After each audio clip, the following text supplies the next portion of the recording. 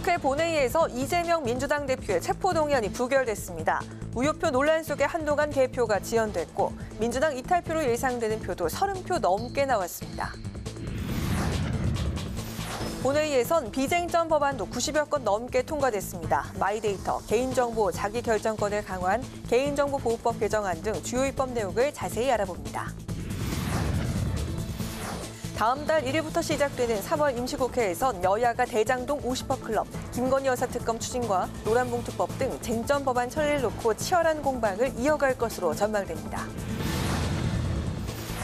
파워 인터뷰, 오늘은 이재명 대표 체포동의안 처리 결과에 대한 입장과 향후 검찰 수사 및 정치적 대응 방향에 관해 양부남 더불어민주당 법률위원장에게 들어보겠습니다.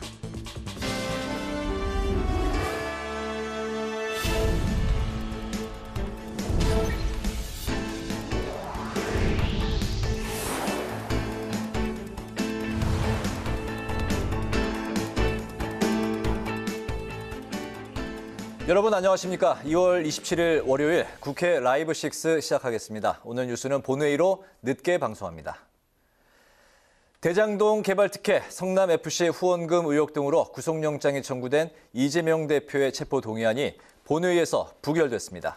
다만 압도적 부결을 예상했던 민주당에서 이탈표가 상당수 나온 것으로 보입니다. 보도에 강민지 기자입니다.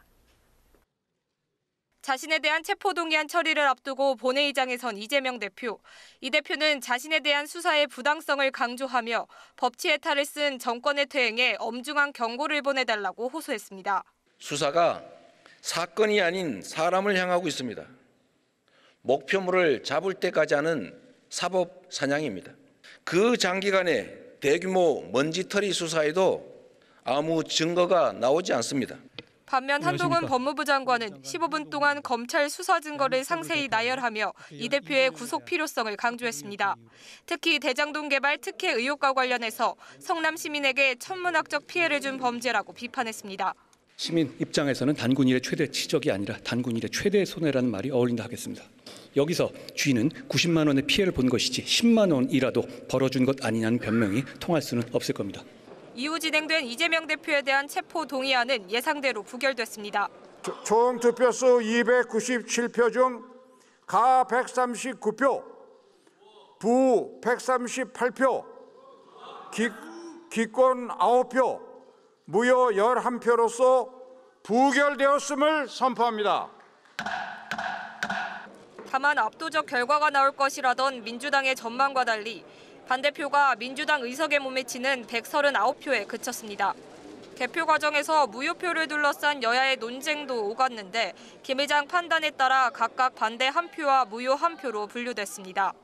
이 대표에 대한 체포동의안 부결로 이 대표는 영장 실질 심사 없이 체포영장이 기각됐습니다.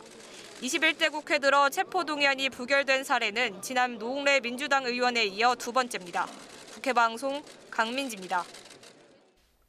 국회는 오늘 본회의에서 여야 간 쟁점이 없는 비쟁점 법안들을 통과시켰습니다. 마이데이터, 개인정보 자기결정권을 강화한 개인정보보호법 개정안과 농촌을 특색에 맞게 재구조화하는 농촌공간계획법 제정안 등 국민 실생활과 밀접한 법안들을 임채원 기자가 소개합니다. 개인정보 전송 요구권을 명시한 개인정보보호법 개정안이 국회 본회의를 통과하면서 마이데이터 서비스가 본격화될 전망입니다. 마이데이터는 기업, 기관에 분산된 자신의 개인정보를 하나의 플랫폼을 통해 제공 여부 등을 관리하는 서비스인데 개인은 전송 요구권을 통해 제3자에게 자신의 정보를 이전하도록 요구할 수 있게 됩니다. 개인정보 처리자와 개인정보 관리 전문기관 지정 요건과 전송 가능한 개인정보 항목은 대통령령으로 정해집니다. 찬성 184인, 반대 1인, 기권 5인으로서 개인정보보호법 일부 개정 법률안 대안은 가결되었음을 선포합니다. 개정안은 또 급박한 경우 생명, 재산 등의 이익을 위해 동의 없이 정보를 수집할 수 있도록 했고 정보 유출, 위조 등의 손해배상 책임 한도를 3배에서 5배로 상향했습니다. 농촌의 지역별 특성을 고려해 공간 재구조화를 지원하는 농촌공간계획법 제정안도 국회 본회의를 통과했습니다. 제정안은 정부와 지자체가 농촌을 농업유산, 경관 농업, 재생에너지 등의 특화지구로 지정해 1터, 3터, 쉼터로서의 기능 회복을 지원하는 내용입니다. 특히 주거지 반경 500m 안에 위치한 환경오염 배출 공장이 86%에 이른다는 조사 결과와 관련해 철거, 이전 추진 근거를 마련했습니다. 사행성 논란을 빚은 확률형 게임 아이템과 관련해 게임사의 확률 설정 정보 표시도 의무화됩니다. 게임산업법 개정안은 게임사가 게임, 홈페이지 등에 확률 정보를 표시하지 않거나 거짓으로 표기하면 정부는 시정명령과 징역, 벌금형 등을 부과할 수 있도록 했습니다. 이 밖에 본회의에서는 매크로 프로그램을 이용한 공연 관람권 사재기, 부정 판매를 금지하는 공연법 개정안과 국가보훈처를 국가보훈부로 격상하고 외교부 산하에 재외동포청을 신설하는 내용의 정부조직법 개정안이 통과됐습니다. 국회방송 임천입니다. 국민의힘 반대에도 3월 국회는 1일부터 시작됩니다. 민주당은 대장동 50억 클럽, 김건희 여사 특검과 함께 노란봉투법과 간호법 등 법안 의결도 추진할 것으로 전망되는데 국민의힘과 대치가 불가피해 보입니다. 김진표 국회의장이 공언한 선거구제 개편 논의도 여야가 3월 국회에서 끝마칠 수 있을지 주목됩니다. 장정현 기자가 보도합니다. 3월 1일과 6일, 여야가 3월 임시국회 소집 일정을 두고 이견을 보였지만 더불어민주당의 요구대로 1일부터 시작됩니다. 3월 국회 최대 현안은 대장동 50억 클럽과 김건희 여사 특검. 민주당은 이른바 쌍끌이 특검법 처리에 당력을 집중할 계획인데 국민의힘은 이재명 대표 방탄용이라고 맞서며 극한 대치를 예고하고 있습니다. 엉터리 서면 답변에 소환 조사마저 뭉갠 그야말로 특검과 봐주기의 결탁입니다. 사건 처리를 둘러싼 상황과 증거 모두 김건희 특검을 가리키고 있습니다. 민주당은 김건희 여사 특검으로 이재명 대표 방탄에 대한 국민 비난을 모면할 수 있다고 생각한다면 이는 오산입니다. 민주당은 국민의힘이 위원장을 맡고 있는 국회 법사위를 통한 상임위 의결 방식으로는 사실상 특검 추진이 불가능한 만큼 특검법을 본회의로 직행시키는 패스트트랙을 활용할 방침입니다. 180석 이상 찬성의 패스트트랙 요건을 충족시키기 위해서는 정의당의 협조가 필수적인데 민주당이 정의당을 어떻게 설득할지가 관건입니다. 정의당은 그동안 김건희 여사에 대한 검찰 수사가 우선이라는 입장으로 사실상 민주당의 특검 추진에 제동을 걸어온 상황. 그러나 지난 24일 국회 비교섭단체 대표 발언을 통해 특검 추진 가능성을 일부 시사하면서 김건희 여사 특검이 3월 국회에서 탄력을 받을지 주목됩니다. 검찰은 즉각 김건희 여사를 소환 조사하여 이 오랜 논란에 종지부를 찍으십시오. 거부한다면 정의당은 입법부 일원으로서 이 수사를 진척시킬 판단을 하겠습니다.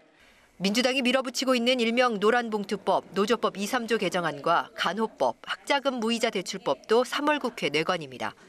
이들 법안은 이미 해당 상임위에서 야당 단독으로 통과돼 양곡관리법과 마찬가지로 민주당이 본회의 직회부를 예고한 상황, 여야 대치는 불가피해 보입니다. 무늬만 민생 입법을 강행하는 민주당의 진짜 목적이 무엇입니까? 제1야당 더불어민주당은 국민이 부여한 다수 의석을 입법 독재, 입법 폭주에만 이용하고 있습니다. 손 놓고 있는 정부 여당을 대신해 민주당이 여러 입장을 중재해 최종안을 만들었으면 고마워해야 하는 것이 정상 아닙니까? 새해 벽두 정치권의 화두로 떠올랐던 선거구제 개편이 3월 국회에서 매듭 지어질 수 있을지도 최대 관심사입니다. 최근 김진표 국회의장 산하 자문위원회가 비례대표 의석을 현재보다 50석 증원하는 내용의 선거제도 개편안 3개를 국회 정개특위에 제출해 논의에 들어갔는데 김 의장은 정개특위가 복수의 선거제도 개편안을 확정하면 국회의원 모두가 참석하는 전원위원회를 거쳐 3월 말까지 선거법 개정을 끝내겠다는 입장입니다. 국회방송 장정은입니다.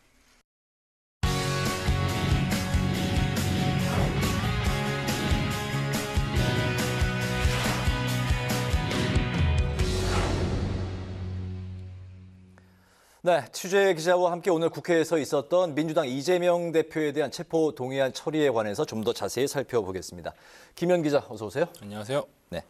이재명 더불어민주당 대표에 대한 그 체포 동의안이 뭐 예상대로 이제 부결은 됐습니다. 하지만 그 현재로서 그 민주당 이탈표가 상당히 나온 것으로 분석이 되고 있죠. 네, 그렇습니다. 이 체포 동의안은 재적 의원 과반 출석에 출석 의원 과반 찬성으로 이제 이루어지는데 이번에 표결에서 찬성이 과반을 넘기지 못하면서 이재명 대표 체포 동의안은 부결이 됐습니다. 네. 이 대표 체포 동의안은 총 297표 중 부결표가 138표로 지난해 161표로 부결된 노웅래 의원 체포 동의안에는 한참 못 미치는 수준인데요.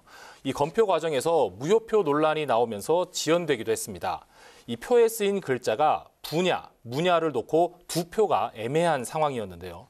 이 대세에는 큰 지장은 없지만 1시간 넘게 여당은 무효, 야당은 부결이라고 공방을 벌였는데 김진표 국회의장은 국회에 파견된 선관위 직원의 의견을 들어보고 여야 원내대표와 협의해 한 표는 부결로, 한 표는 무효로 결론을 내렸습니다.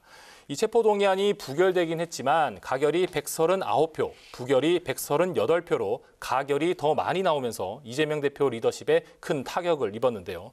당초 민주당이 가진 169석에 부결을 던질 것 같은 무소속 의원과 비교섭 단체까지 포함하면 175석으로 예측됐는데 이 중 37표의 이탈표가 나온 겁니다.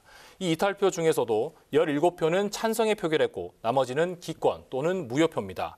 이 민주당에서만 최소 30표 이상의 이탈표가 발생한 겁니다. 네, 체포 동의안 이제 부결표가 민주당에서 이제 당초 생각했던 것보다 한참 못 미치게 나왔습니다. 뭐 그 최소 민주당에서만 그 30표 이상의 이탈표가 나온 것 같다고 이제 김현 기자 분석을 하셨는데 앞으로 그 민주당 그 이재명 대표 리더십에도 상당히 영향이 있을 것 같은데 어떻게 보십니까? 네, 그렇습니다. 이 압도적 부결을 예상했던 지도부로서는 이 당혹감을 감추지 못했는데요. 네. 이 대표가 단일 대오로 야당 탄압에 맞서 결집해야 한다고 역설했지만 오늘 표결에서 결과는 역부족이었습니다. 이 계속되는 사법 리스크 논란에 따른 이 대표 사퇴론이 앞으로 거세질 것으로 전망되는데요. 문제는 이번 체포 동의안이 끝이 아니라는 점입니다.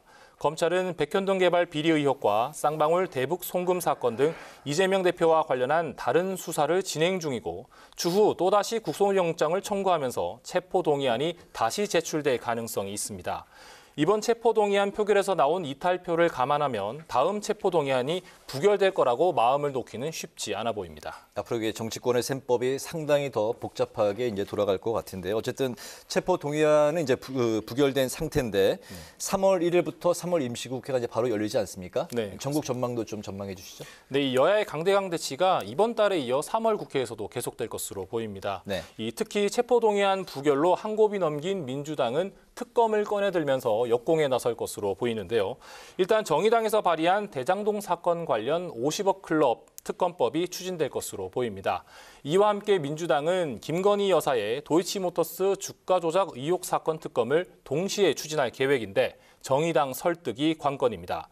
정의당은 오히려 특검 임명 절차를 거치다 수사가 더뎌질 수 있다고 반대하고 있습니다. 다만 이은주 정의당 대표가 지난 비교섭 단체 대표 발언에서 검찰이 김 여사에 대한 수사를 제대로 하지 않으면 수사를 진척시킬 판단을 하겠다고 밝혀 특검 가능성을 열어뒀습니다. 민주당은 지난해 9월 김건희 여사 특검법을 당론으로 발의했고 추진 여부에 대한 권한을 지도부에 일임했는데요. 법사위원장이 김도읍 국민의힘 의원이라서 법사위에서 특검법 추진이 불가능한 만큼 패스트트랙으로 추진할 것으로 보입니다. 이 패스트트랙 안건은 재적 의원 5분의 3 이상, 180석 이상의 찬성이 필요하기 때문에 정의당의 협조가 절대적입니다. 반면 이 국민의힘은 이재명 대표 방탄용이라고 반발하고 있어서 3월 국회에서도 여야의 이 치열한 공방이 예상됩니다. 네, 상임위에서도 여야 대치가 예상이 되고 있죠? 네, 그렇습니다. 이 민주당은 이번 달에 이어 3월에서도 이 무속인 천공의 대통령 관저 선정 개입 의혹 공세를 이어갈 것으로 보입니다. 이 민주당은 대통령실을 피감 기관으로 둔 국회 운영위원회를 열어서 관련 현안 보고를 받아야 한다고 주장하고 있고 이 국민의힘은 이재명 대표 수사를 물타기 하려는 정치 공세라며 반대를 하고 있습니다. 또 이 천공이 대통령 관저 선정 과정에서 육군 참모총장 공관과 또 국방부 영내 육군 서울본부를 다녀갔다는 의혹도 제기되면서 국회 국방위에서도 여야의 공방이 펼쳐질 것으로 전망됩니다. 그렇군요. 그 밖에도 이제 3월 국회 그 쟁점 법안은 어떤 게 있습니까? 네, 이 양곡관리법을 비롯해서 3월 국회에서도 이 여야가 합의되지 않은 쟁점 법안을 어떻게 처리할지 또 충돌이 예상이 되는데요. 이 쟁점 법안은 법사위에서 60일 이상 계류되면서 야당이 지난 9일 본회의로 직회부한 간호법 개정안과 의료법 개정안입니다.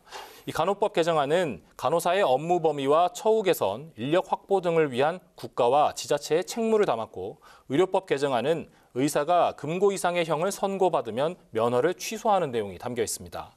이 국회법을 보면 국회의장은 본회의 부의 요구를 받은 날부터 30일 이내에 여야 합의를 거쳐 본회의에 부의하는데, 이 합의가 이루어지지 않으면 다음 본회의에 부의 여부를 묻는 무기명 투표를 진행하게 됩니다. 이 본회의에 부의된 후 다음 본회의에 상정되면 야당 단독 표결로도 법안을 처리할 수 있습니다. 이 현재 논란이 되고 있는 양곡관리법도 오늘 국회의장이 여야가 합의하지 않으면 3월 국회에서 야당이 제출한 법률안을 본회의에 상정하겠다고 밝힌 상황입니다. 네. 이 반면 국민의힘은 야당이 만약 일방적으로 강행 처리를 시도하면 대통령에게 거부권 행사를 검토하는 방향을 방향을 검토하고 있습니다. 그렇군요. 노란봉투법이 이제 현재 그 직회부 그 쟁점 이야기에서 이제 좀 뒤로 서 있는 건 네. 법사위의 그 60일 이상 계류가 아직 되지 않았기 때문인 거죠? 그렇습니다. 노란봉투법 같은 경우에는 지난 22일 날 통과가 됐기 때문에 네. 아직 법사위 60일 계류 기간을 지나지 않았기 때문에 아직 직회부가 불가능한 상황입니다. 60일이 지나야 직회부로 할 수 있다는 것. 네. 네. 김진표 국회의장이 다음 달까지 이제 선거법 개정을 이제 마무리할 예정인데 여야의 현재 그 이런 대치 상황이 또 변수가 될 수 있겠네요. 어떻습니까? 네, 그렇습니다. 이 말씀하신 대로 여야의 극한 대치가 3월 국회에서도 계속 이어질 것으로 보이면서 네. 이 선거법 개정의 속도가 붙기 어렵다는 관측이 나오고 있습니다. 이 김진표 국회의장은 정개특위에서 복수의 선거법 개정안을 마련하면 3월 국회에서 국회의원 전원이 참여하는 전원위원회를 열어서 공론화 과정을 거치겠다는 구상인데요. 하지만 이 여야가 극한 대립 속에 선거구제 개편에 대한 이 각자의 입장도 아직 정리하지 못하면서 네. 이 김 의장이 계획한 대로 김 의장이 계획한 선거제 개편이 그대로 3월에 마무리가 될 수 있을지 미지수입니다. 네, 3월 임시국회도 아주 뜨겁게 여야 대치가 이제 이어질 것으로 전망이 되고 있네요. 네. 오늘 이슈 분석 김희연 기자와 함께했습니다. 김 기자 수고했습니다.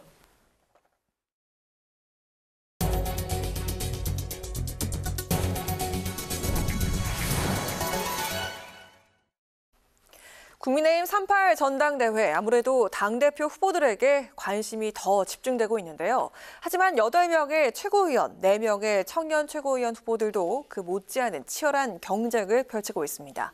오늘 최고위원 후보들이 방송 토론회에서 맞붙었습니다. 보도에 홍혜진 기자입니다. 국민의힘 38 전당대회 최고위원에 출마한 후보자들 방송 토론회에서도 이른바 친윤계와 친이준석계로 갈렸습니다. 특히 총선 승리를 위한 공천 중요성엔 한 목소리를 냈지만 구체적 방안을 두곤 친윤계인 김병민, 조수진 후보 등은 원팀을, 친이준석계인 김용태, 허은하 후보는 상향식 공천을 강조했습니다. 원팀 지도부, 헌신하는 지도부가 돼야 됩니다. 내부 총질은 뿌리를 뽑아야 합니다. 국민과 당원이 내 지역의 후보를 선출하는 상향식 공천이 우리 총선을 이길 수 있는 필승 전략이라고 생각됩니다. 서로를 향한 견제구도 빠지지 않았습니다. 소신을 이야기하고 있습니다만 윤석열 정부의 성공을 위해서 과연 노력하고 있는 그 기본적인 진정성이 있는 것인지에 대한 궁금증을 피력하는 분들도 많이 계십니다. 윤석열 정부를 성공시키기 위한 의정활동 한 가지만 말씀해 주십시오. 장학 퀴즈 하듯이 무언가를 물어서 답을 얻어내려고 하는 것보다는 대변인 활동을 하셨기 그 때문에 정도로 듣겠습니다. 특히 더 제가 3년 동안 어떻게 활동했는지 아실 거라고 생각합니다. 그것을 모른다면 더 관심이 없고 그냥 공격을 위한 질문이라고 생각합니다. 당명 변경 제외하고 대략적으로 당만 몇 번 바꾸셨습니까? 과거를 묻지 마세요.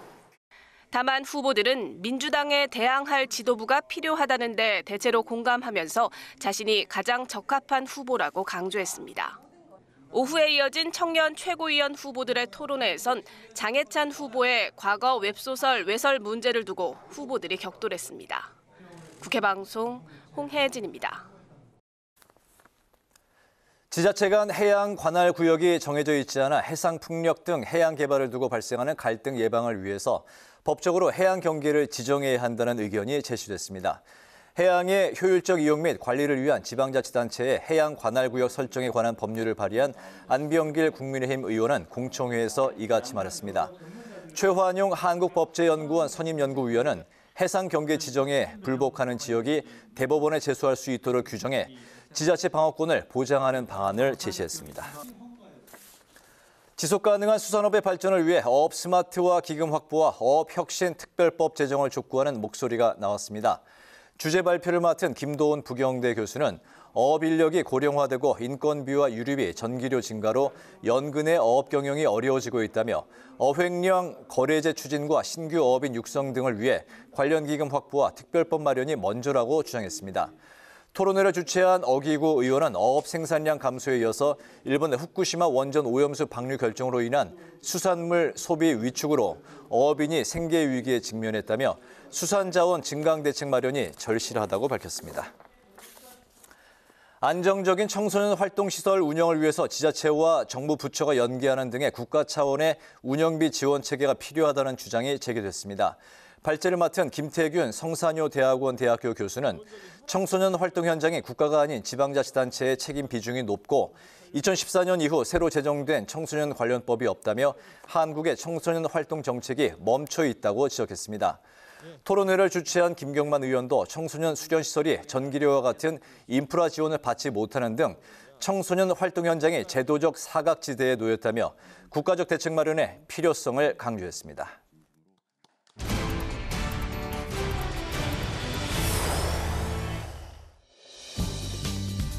2월 27일 정치권에 뜨거운 말말말 강아랑의 정치톡 시작하겠습니다.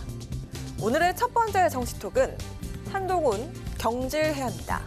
신임 국가수사본부장으로 임명된 정순신 변호사가 하루 만에 자녀 학교폭력 문제로 낙마하면서 파장이 커지고 있죠. 한동훈 법무부 장관 책임론으로 번지고 있습니다. 저는 법무부 장관이 어떤 형태로도 해명해야 된다고 봅니다. 그러니까 이 시스템을 바꾸는 데 관여한 사람이 한동훈 장관이고 자기가 직접 더 과거 정부와 다르게 더 투명하게 더 잘하겠다고 했기 때문에 법무부 장관이 책임질 문제입니다. 선진 인사검증 배우겠다며 미 FBI까지 방문했던 한동훈 장관의 책임도 큽니다. 네, 이수진 민주당 의원은 정순신 변호사의 사퇴로 끝날 일이 아니라면서 윤 대통령에게 인사검증 책임을 물어야 한다고 주장했습니다. 인사검증 시스템을 바꾸는 데 관여한 한동훈 법무부 장관을 경질해야 한다고 목소리를 높였는데요. 반면에 여권에선 한 장관이 책임질 일이 아니라면서 선을 그었습니다. 한동훈 장관은 제가 직접 경험했는데 탁월한 사람입니다. 장관에게 뭐 이런 일 저런 일 때문에 자꾸 이제 책임을 추궁하고 이러다 보면 나라 일 할 수가 실제 없습니다. 그렇게 책임질 것 같으면 장관 중에 남아날 사람 아무도 없습니다. 부실 검증 논란이 확산되자 대통령실은 개선 방안 검토에 나섰는데요. 공직 후보자에 대한 사전 질문서를 보강하겠다고 밝혔습니다. 대통령은 학교 폭력이 자유롭고 공정하게 교육을 받을 수 있는 권리를 침해하는 것으로 매우 엄중하게 보고 있습니다. 검증에서 문제가 걸러지지 못한 부분에 대해서는 아쉬운 점이 많다는 것이 대통령실의 입장입니다. 이재명 민주당 대표는 대통령실을 겨냥해 인사검증 기능이 완전히 붕괴됐다면서 공세를 이어갔습니다. 정부 출범 후 인사 실패 논란이 반복되고 있는데요. 학교 폭력 사건에 대한 국민적 공분이 큰 만큼 윤 대통령의 국정 운영에도 부담이 될 것으로 보입니다. 인사검증에 대한 총체적 부실 비판 어떻게 타개해 나갈지 지켜봐야겠습니다. 이어서 두 번째 정치톡은 우린 싸우지 말자입니다. 박정희, 노태우, 김영삼, 김대중 전직 대한민국 대통령들의 자녀들이 최근 사석에서 만남을 가졌습니다. 박정희 전 대통령 아들인 박지만 이재 회장과 노태우 전 대통령의 아들 노재현 이사장, 김영삼 전 대통령의 차남인 김현철 이사장과 김대중 전 대통령 차남인 김호겁 이사장이 한자리에 모인 건 처음이라고 하는데요. 이 모임이 만들어진 계기는 바로 박지만 회장이 제공했다고 합니다. 박지만 회장이 김영삼 민주센터에 기부금 100만 원을 두 차례 낸 것이 발단이 됐는데요. 김현철 이사장은 기부금 명단에 적힌 박지만 회장의 이름을 보고 고마운 마음에 연락을 했고 이후 두 사람은 김영삼 전 대통령 서거 7주기 추모 행사에서 만났습니다.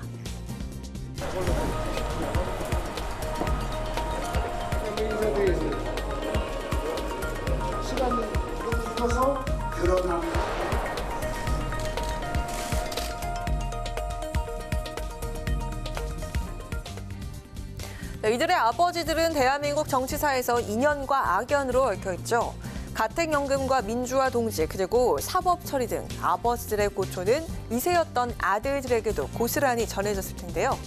김홍업 이사장은 아버지 때 일은 아버지 때 일일 뿐이라면서 이세들의 연을 언급했습니다.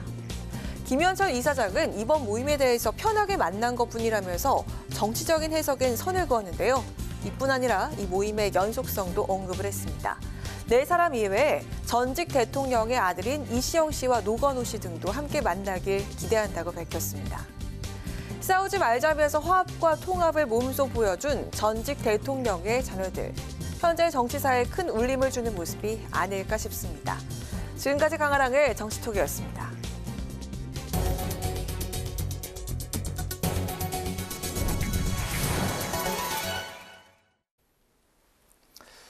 네, 민주당 이재명 대표의 국회에서의 체포동의안 표결 직전까지도 국민의힘은 체포동의안 가결을 압박했는데요.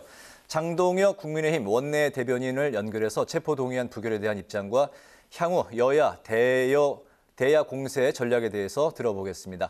의원님 안녕하십니까? 반갑습니다. 네, 안녕하세요. 장동혁입니다. 네, 총 299명 중 297명 투표를 했고요. 또 찬성이 139, 반대 138, 기권 무효 합쳐서 이제 그 20표가 나왔습니다. 재석 과반 찬성 149표에 못 미쳐서 이제 결국 부결이 됐습니다. 그 당초 예상보다는 부결표가 상당수 덜 나온 것으로 지금 전망이 나왔는데 이번 그 결과에 대해서 어떻게 평가를 하실까요? 우선 부결된 거에 대해서는 유감스럽게 생각을 합니다. 국민들의 기대도 있고 또 공당의 책무가 있는데도 불구하고 네. 결국은 부결됐는데 결국은 더불어민주당은 이제 이것으로서 당내 갈등과 또 공천을 무기로 한 이제 공포 정치의 나락으로 떨어지고 말았다 이렇게 평가할 수 있겠고요. 다만 말씀하신 것처럼 반대가 138표밖에 나오지 않아서 상당수 민주당 의원들도 찬성표를 던지거나 아니면 무효표나 또 기권표가 상당수 나왔기 때문에 상당수 의원들이 그래도 최소한의 양심과 국민들에 대한 책임감으로 찬성 표결에 나서준 거에 대해서는 다행스럽게 생각을 합니다. 네. 네, 무기명 투표이기 때문에 국민의힘의 이른바 그 역선택 가능성에 대해서 좀 제기가 됐었는데요. 이재명 사법 리스크를 내년 총선까지 끌고 가려는 그 시나리오가 있다는 걸 일부 언론에서도 언급을 했지 않습니까? 향후 네네. 그 대야 공세 방향에 대해서 어떻게 적고 계신지 여쭤봐도 될까요? 저는 이제 대야 공세를 저희가 여당에서 야당을 향해서 어떤 공세를 한다기보다는 이제 이재명 대표 스스로 선택을 할 시간이 왔다고 생각을 합니다. 결국은 이번 민주당에서는 압도적 부결을 계속해서 호언 장담해 왔었지만 결국은 이 표결 결과는 이재명 대표가 더불어민주당 의원들조차도 설득하지 못했다는 것을 증명하는 것이고 그동안 이재명 대표는 계속해서 뭐라고 해왔었냐면 혐의도 없이 제1야당 대표를 구속시키려 한다. 이 정치 탄압 프레임을 계속 가지고 왔었는데 이번 표결로서 저는 그 정치 탄압 프레임은 깨졌다. 즉 이재명 대표에 대한 방탄은 사실상 오늘로서 뚫려버렸다. 이런 생각입니다. 그래서 결국은 오늘 표결 결과는 법적으로는 국회법상으로는 제적의 과반수의 벽을 넘지 못해서 부결됐지만 정치적으로는 가결된 것이나 다름없고 이재명 대표에 대한 정치적 사망 선고다. 따라서 이 결과는 결국은 찬성표가 더 많았습니다. 다만 과반수를 넘지 못한 것이니까 이것은 더불어민주당 의원들이 이제 이재명 대표 스스로 당대표직을 내려놓고 당당하게 법정에 출석해서 구속 여부에 대한 판단을 받으라라고 저는 마지막 배려한 것이라고 보여지고요. 그래서 이제는 여당에서 야당을 어떤 공격을 한다기보다는 이재명 대표 스스로 더불어민주당 의원들의 이런 마지막 배려에 대해서 행동으로서 답해야 된다. 그렇게 생각합니다. 네, 체포 동의안 이제 부결로 처리가 됐는데 이후에 이제 민주당은 특검과 또 양곡관리법, 간호법, 또 노란봉투법 등으로 이제 이런 쟁점 법안 등으로 이제 압박을 할 이제 계획이 있는 걸로 알고 있습니다. 여야 간의 이제 충돌이 상당히 예상되는 3월 국회인데 국민의힘에서 이제 앞으로 이제 그 대응 전략이라고 할까요? 어떻게 맞설 생각이실까요? 오늘 사실 양곡관리법을 더불어민주당에서 단독으로 강행 처리하려고 했지만 국회의장께서 합리적인 결정을 해서 한 번 더 협의할 수 있도록 기회를 부여했습니다. 이것처럼 지금 문제되고 있는 여러 법안들이 충분한 논의를 거치지 않고 결국은 안건 조정위를 파행적으로 운영하면서 민주당 단독으로 계속해서 처리를 해왔습니다. 그리고 본회의에 직회부하고요. 이런 여러 과정들은 사실은 의회 민주주의의 기본 정신 그리고 협치의 기본 정신을 깨는 것일 뿐만 아니라 국민들의 실생활과 밀접하게 관련 있는 법안을 표만 계산해서 이렇게 강행 처리하는 것은 이제는 국민들이 동의할 수 없고 국민들께서 표를 주지 않으실 거라고 생각하고요. 오늘 다행히 김진표 국회의장님께서 양국관리법에 대해서는 합리적인 결정을 해주신 것처럼 이제 더불어민주당이 이재명 대표 방탄을 위해서 계속 그동안 입법 폭주도 계속 강행해 왔었는데 오늘 이런 표결 결과를 보고 이제 더불어민주당도 이재명 대표도 이런 입법에 있어서도 도대체 국민들은 무엇을 원하고 있고 그리고 우리 국회가 어떻게 나아가야 되는지 본래 대화와 타협, 협치의 정신으로 돌아와서 3월 국회를 운영해야 된다고 생각하고 그렇게 해주기를 바라겠습니다. 네, 오늘 말씀은 여기까지 듣겠습니다. 고맙습니다. 네, 감사합니다. 네, 지금까지 장동혁 국민의힘 원내대변인과 이야기 나눠봤습니다. 비유하자면 영업사원이 100만 원짜리 휴대폰을 주인 몰래 아는 사람에게 미리 짜고 10만 원에 판 겁니다. 시민 입장에서는 단군일의 최대 치적이 아니라 단군일의 최대 손해라는 말이 어울린다 하겠습니다.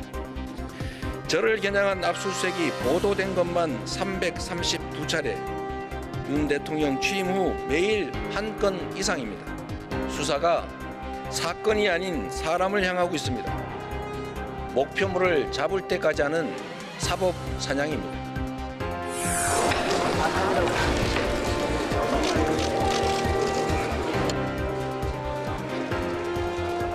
국회의원 이재명 체포 동의안은 부결되었음을 선포합니다.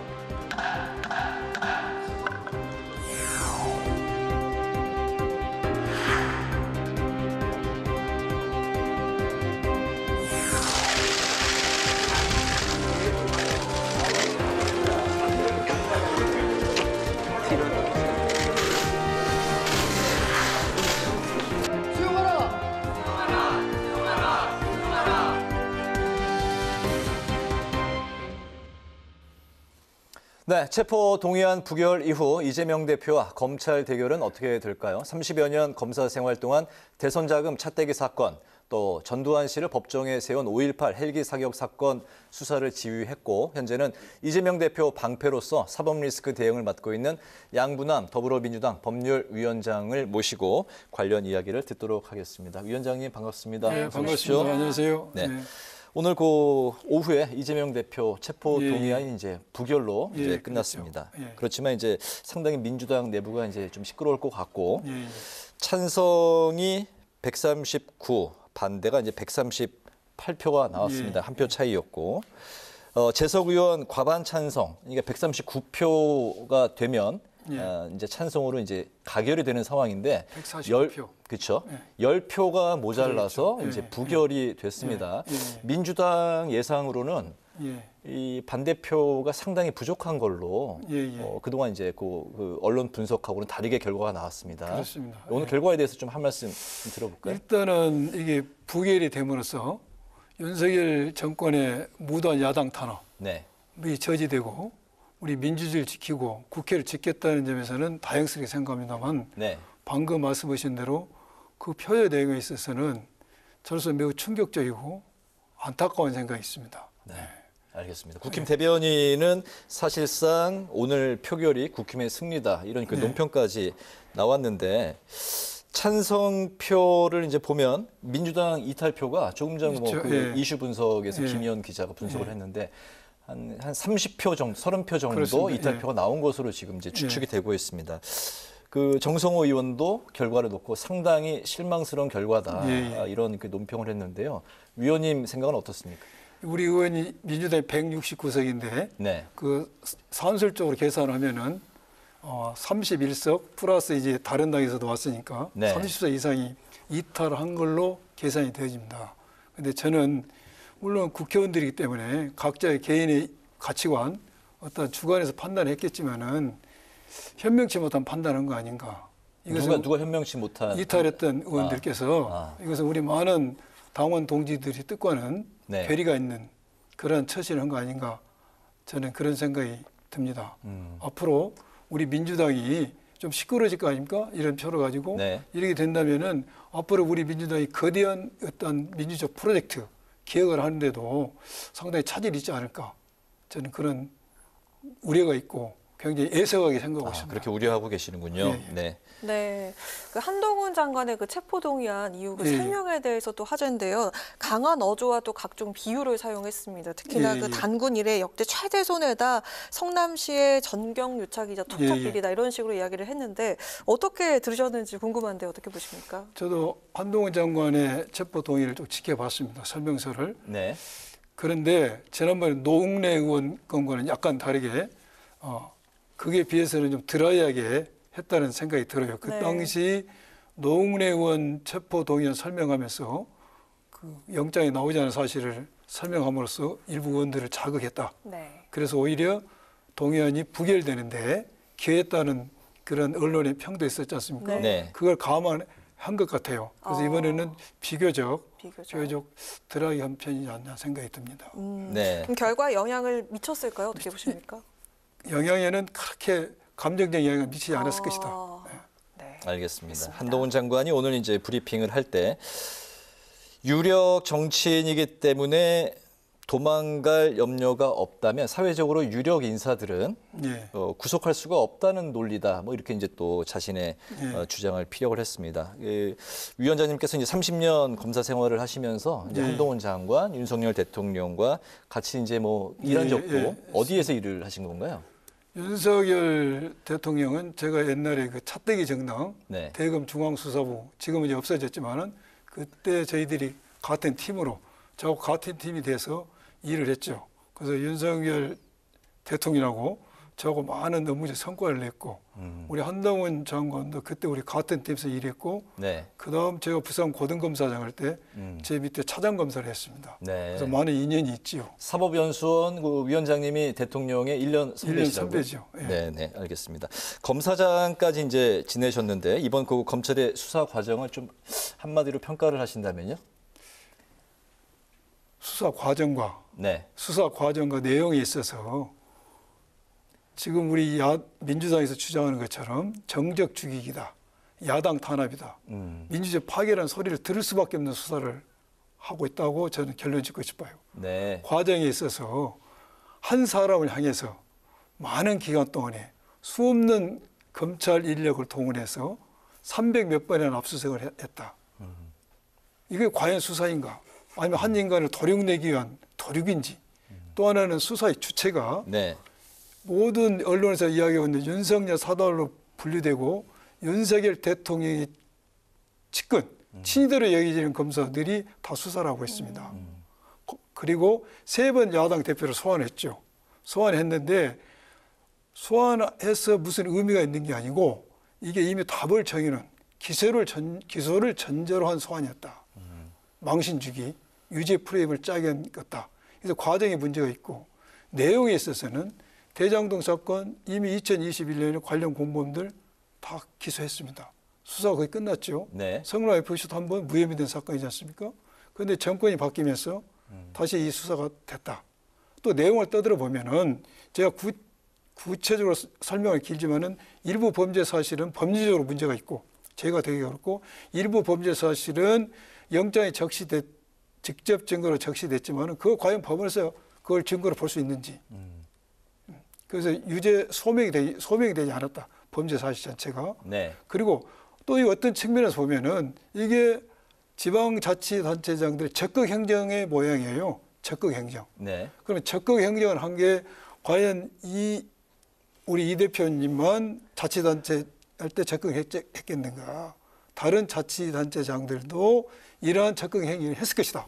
그런데 왜 이재명이가 한 이 행정에 대해서만 자꾸 늘어지냐. 적극 행정이라는 게 좀 쉽게 풀어서 이야기하면 네. 지자체장으로서 열심히 일한 거다 네. 이거죠. 그 말씀인 거죠. 왜 그러니까 이재명 대표가 한 그 행정만 가지고 네. 이렇게 수사를 하냐.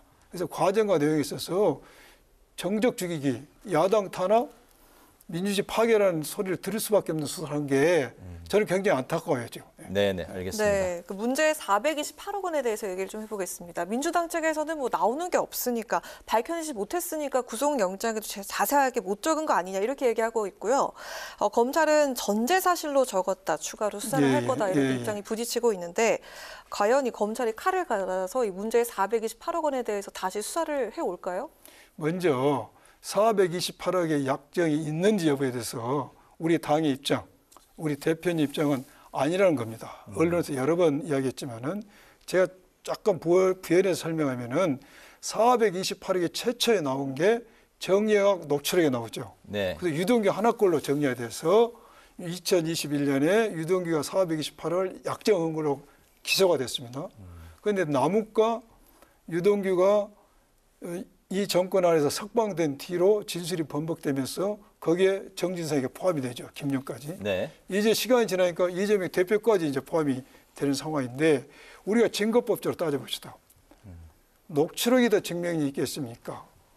구속됐다가 나온 사람들이 번복된 진술이 증명이 있겠습니까? 이건 법을 전공한 사람 누구나 아는 문제거든요. 그래서 증거법적으로도 이재명 대표는 관련이 없다. 두 번째, 이치상으로 따져도 만약 428억을 이재명 대표가 약정을 했다면은 그 돈을 많이 벌게 해줘야 될 거예요. 대장도 입당하게. 그런데 왜 1,120원 추가 부담을 시키고 또 대장도 일당이 원하는 방식으로 사업을 진행하지 않았겠습니까? 반대로 하잖아요. 환지 방식, 수용 방식. 네. 예. 알겠습니다. 그래서 이거 일단 인정이 되지 않는다는 게 저의 주장이고 검찰이 방금 말한 것처럼 더 추가 수사할 게 있다.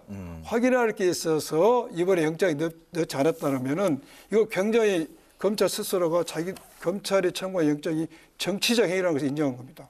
알겠습니다. 그렇게 급했습니까? 영장 청구한 게 왜 확인하지 않았겠습니까? 이것은 도이치모터스 주가 조작 판결이 나오면서 김건희 여사에 대한 공격이 거세지니까 이재명 대표단 영장 청구를 통해서 이걸 이슈를 잠재기하는 의도로 스스로 시인왕권이 되는 거예요. 알겠습니다. 오늘 그 부결이 예상보다 이제 그 좀 실망스럽게 나와서 우리 그 위원장님의 톤도 더 높고 또 반박하는 법률적인 부분도 더 하실 말씀이 많으실 것 같습니다. 그 쌍방울 백현동 또 정자동 뭐 대북 송금 의혹 앞으로 이제 줄줄이 뭐 백화점식 또 뭐 쪼개기 구속영장이 뭐 줄줄이 나올 걸로 예상이 되고 있습니다. 아니면은 불구속 수사로 진행이 될지 어떻게 예상하십니까? 제가 이 부분에서 꼭 드리고 싶은 이야기인데 이 쟁점에서 지금 오늘 체포 동의안이 부결됐습니다.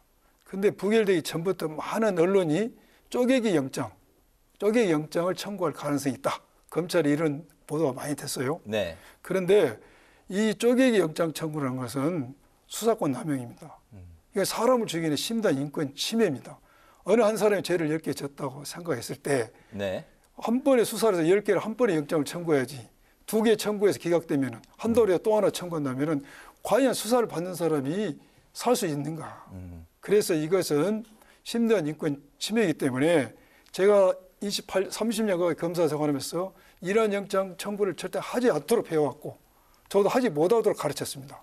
그렇기 때문에 우리 검찰 후배들이 아무리 이런 정치적 수사를 하더라도 나는 하지 않을 거라고 믿고 싶어요. 그런데 만약 한다면 어떻게 해야 되는가? 이게 굉장히 중요한데 만약 한다면은 이것은 이재명 대표 개인의 문제, 정적 주기의 문제, 야당 탄압, 민주주의 파괴의 문제의 차원을 훨씬 뛰어넘는 국민의 기본권을 침해하는 문제다. 그렇기 때문에 국회에서 이것은 막아야 된다. 이게 제 주장입니다. 알겠습니다. 네, 그 변호사비 대납 의혹은 지난 그 경선 때도 제기가 됐던 사안인데 자, 앞으로도 그 총선에 있어서 리스크가 될 수도 있는 그런 사안이기 때문에 그 표결 이후에 대표직 사퇴하는 그 목소리가 좀 일부 높아질 거다 이런 의견도 있거든요. 어떻게 보십니까? 변호사비 대납 사건은 마치 그것이 사실인 것처럼 언론에 엄청 보도가 됐습니다. 그런데 김성태 전 회장이 귀국만 하면은 당장 기소권 태도를 취했어요. 그런데 김성태 전 회장이 태국에다 그 사건을 놔두고 온 것인지 쑥 들어가 버렸어요. 그리고 이제 앞으로 이제 대표에 대해서 이런 방금 질문하신 것처럼 그런 현상이 벌어질 가능성이 높습니다. 그러나 이럴 때일수록 우리가 단일 대우로 나가야 된다는 게 제 입장입니다. 네네. 단일 대우가 예상보다는 앞으로 더 좀 쉽지 않게 갈 것 같다는 뭐 그런 전망이 좀 나올 것 같습니다. 그렇죠. 오늘 표결 결과 때문에 대표직 사퇴 요구도 전보다 좀 더 나올 것 거세질 같고요. 것이다. 그러나 네. 이럴 때일수록 우리가 노력해서 뭉쳐야 된다. 알겠습니다. 자, 그 민주당이 이제 또 반격으로 갖고 있는 카드는 이제 김건희 여사에 대한 이제 특검입니다. 전주가 무죄니까 김건희 여사도 무죄고 그렇죠. 수사할 필요가 없다. 이제 공소시효는 지났다. 이게 이제 그 대통령실의 이제 그 입장입니다. 거기 그거 이제 또 이제 반해서 거래 기간 전체를 하나의 범죄로 이제 간주해서 또 처벌을 해야 되는 이게 포괄 일죄가 서로 이제 상충하면서 있는 상황인 것 같은데요. 어떤 게 맞는 얘기입니까? 어떤 부분에 더 이 도이치모터스 주가 조작 사건이 판결이 나면서 대통령실의 발표와 민주당의 발표가 완전히 배치돼 가지고 그렇죠. 언론과 국민들이 헷갈렸을 겁니다. 그런데 첫 번째 공소시효가 지났냐 문제에 있어서는 이 판결이 2010년 10월 20일 기준으로 해서 그 전에 법원을 하나, 2010년 12월 20일로 하나, 두 개로 범죄를 나눴어요. 과연 이것이 맞냐 틀리냐는 대법원에 가야 될 문제입니다. 그러나 가서 이 판결이 맞다 치더라도 2010년 10월 20일 이후에도 김건희 여사의 주가 조작 연루 의혹이 있기 때문에 공소시효가 남아있다. 수사할 수가 있다. 그리고 그 2010년 10월 20일 이후 이루어진 공범들의 주가 조작 행위가 대부분이 유죄로 인정됐기 때문에 수사할 필요성이 있다. 두 번째는 전주 모 씨가 무죄가 났는데 전주에서 무죄가 난 게 아니라 그 공범들과 주가 조작 공모한 증거가 없어서 무죄가 난 겁니다. 그런데 김건희 여사는 녹취록 그리고 공판장에서 공판검사의 증인신문상을 통해서 많은 점에 있어서 단순히 계좌가 사용됐다는 차원을 뛰어넘어서 직접 관여한 것이 아니냐는 그런 의혹을 받고 있지 않습니까? 그래서 이것은 얼마든지 수사할 필요성이 있음을 강변한 판결문이다. 저희들은 그렇게 생각하고 있습니다. 알겠습니다. 근데 또 현실적으로 분위기를 또 살펴보면 검찰이 과연 대통령 부인을 수사할 수 있을 것인가 1차적인 게 있고요. 또 국회로 넘어오면 180석 이상이 또 이제 찬성을 해야 특검을 할 수 있는 거 아닙니까? 민주당 전체가 이탈표 없이 나와도 169석이고 민주당 성향 친민주당계 의석 또 뭐 6석 또 이제 뭐 또 무소속 그렇죠. 하고 180석이 해야 되니까. 정의당 6석이 이제 필수적인 상황입니다. 전부 다 합친다고 해도 이게 특검이 어떻게 뭐 가능하다고 보십니까? 어떻게 보세요? 지금 이 도이치모터 주가 사건은 2009년부터 2012년까지 이루어진 사건인데 9년이 지나서 수사가 됐습니다. 지금도 검사들이 수사를 하지 않고 있습니다. 그래서 특검의 도입의 필요성은 재산 말할 필요가 없다. 그럼 특검을 도입해야 되는가? 여기에 대해서는 현실론과 추진론이 대립할 수가 있어요. 현실론을 방금 말씀하신 것처럼 특검을 발의가 돼도 법사위를 통과해야 되는데 법사위원장이 국민의힘이니까 이걸 통과하기 어렵다. 이걸 통과하지 않으면은 신속 법안에 해봐야 되는데 180석이 필요하다. 이 180석이 끌어모을 수가 있는가? 또 그래서 계류된 기간이 300 며칠까지 갈 수가 있습니다. 이게 또 그걸 의결할 때도 180석이 필요한데 현실적으로 가능한가? 그렇게 돼도 대통령이 거부권 행사하면은 그 법이 실효성이 없지 않습니까? 그래서 현실적으로 할 수가 없다. 그렇지만은 추진론은 그래도 해야 된다. 그렇게 함으로써 설사 거부권이 행사가 당한다 할지라도 이렇게 하는 것이 국민에게 이 정부의 무도함, 후화무치함을 보여줄 수 있는 것이다. 정의를 세우는 것이다. 그래서 우리 당은 추진론입니다, 지금. 실제로는 법안이 이제 특검까지 가기는 현실적으로 어렵더라도 국회가 정치권이 할 수 있는 모습을 국민한테 보여줘야 된다. 그 말씀하신 거죠? 알겠습니다. 자, 총선까지 정말 장기전일 텐데요. 법률위원장으로서 이재명 대표에게 조언 평소에 많이 하시죠? 향후 앞으로 그 검찰 수사나 뭐 재판에서의 대응 방향 어떻게 잡고 계실까요?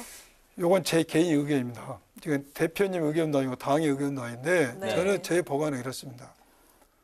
검사는 사람을 부를 권한이 있어요. 불러서 조사할 수 권한이 있습니다. 그럼 조사를 받는 사람에게 주어진 무기는 뭘까요? 자기의 불리한 말은 안 할 수 있습니다. 헌법과 형사사법에 보장돼 있죠. 자기의 묵비권. 그래서 저는 또 우리 이재명 대표 입장에서는 한시라도 빨리 검찰의 소나기를 벗어나는 게 베스트입니다. 그래서 부르면 간다. 가서 조사받고. 그러나 가서 진술할 의미가 없다. 이미 답을 기소를 전제하니까 가대 진술을 하지 않고 기소가 됐을 때 우리는 법정에서 진실을 국민에게 소송이 아니다. 이게 제가 가지고 있는 법안입니다. 알겠습니다. 표결 결과 이후에 그 이재명 대표하고 뭐 좀 통화라도 하셨습니까? 통화를 못했습니다. 아직 못했습니까? 아직 못했습니다. 알겠습니다. 오늘 그 파워 인터뷰 이제 그 마칠 시간이 됐습니다. 예. 네.